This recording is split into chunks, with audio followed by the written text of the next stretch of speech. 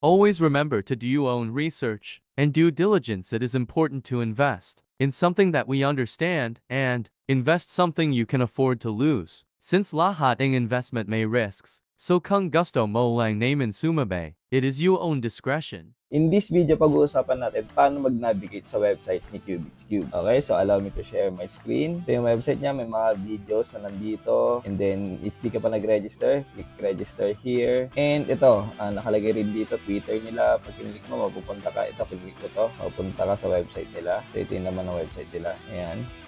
And then, siguro gawa na rin ako additional video paano mag-navigate sa mismong website sa cubitscube.com. But right now, doon tayo sa my cubits.com/number.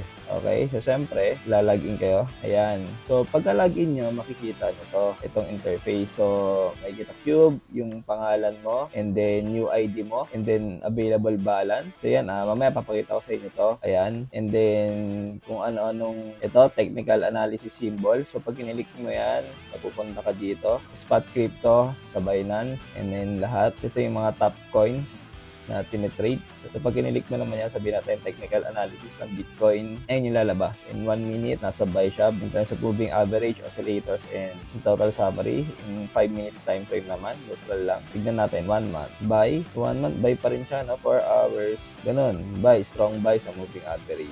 Okay, so ganun lang yan. Itong technical analysis, may mga meter. Ito naman, custom strategy daily profit. So ito, medyo advanced na to. Maybe gagawa ko ng additional video o future videos about this. Ito naman yung mga coins or digital assets, cryptocurrencies na tinitrade. And mapapansin nyo, these are yung mga highest market cap na coins, which is, kung i-compare natin sa mga kumpanya dito sa Pilipinas, is like the stock market, ganyan nyo. Or mga blue chip companies, stock market. So sabihin natin mga Jollibee, SM, Meralco.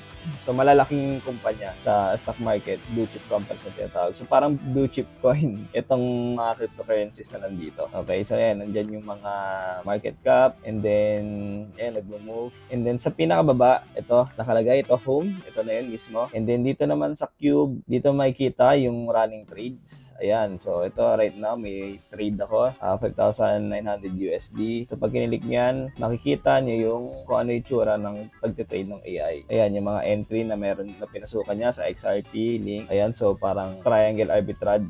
So explain ko rin yan na yung mga strategies. Pero alam ko mauuna yun bago to. So maybe basta panoorin nyo na lang if ever na na-post ko na yun. So ito yung itsura niya habang nag-trade.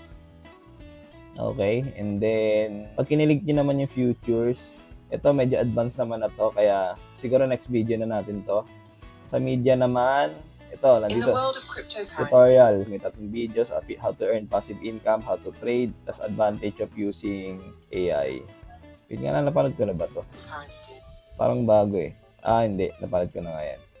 So, introduction, ayan, yung corporate video, Chief Product Officer speech, and yung CPO speech niya, and then yung company and team, ayan yung videos, live, so in real-time trading, okay.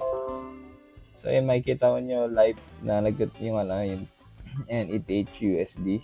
Okay. And then, yun yung yung inikita nyo apat sa baba. Yun lang siya kadali, ka-basic. Okay. And then, ang next naman natin pag-uusapan natin is ito, sa CubeShop. Maybe na-explore nyo na rin to. Dito tayo mag-trade. It's either bibili ka ng coin. Yan, confirm mo lang. Sabi natin, kapos ka. Gift if gusto mo mag-share sa taong meron ka, use kung sakaling gagamitin mo naman. Ayan. So for sure, alam nyo na to kasi yan lang madalas pupuntahan kapag mag-trade.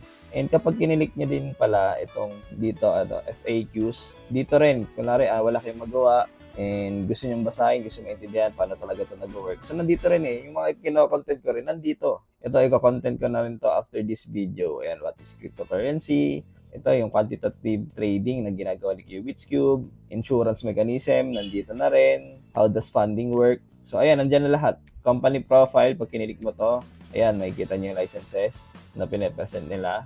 And then, sa FAQs, order log. So sa order log, dito mo makikita yung trades ng previous account. Okay? So ayan, kumita ng 131 USD, 143 USD after 24 hours, 132, 127. So, araw-araw yan. Ayan, July 13, And then, ito, July 12. So, ilan yung kinita? 128 net. So, ayan, nandito siya nakalagay lahat. Yung mga kinikita. So, halos naka 100 plus USD. So, depende pa rin talaga sa kapital. Mas ramdam nyo pag mas malaki yung kapital. And invites. So, dito sa invite section,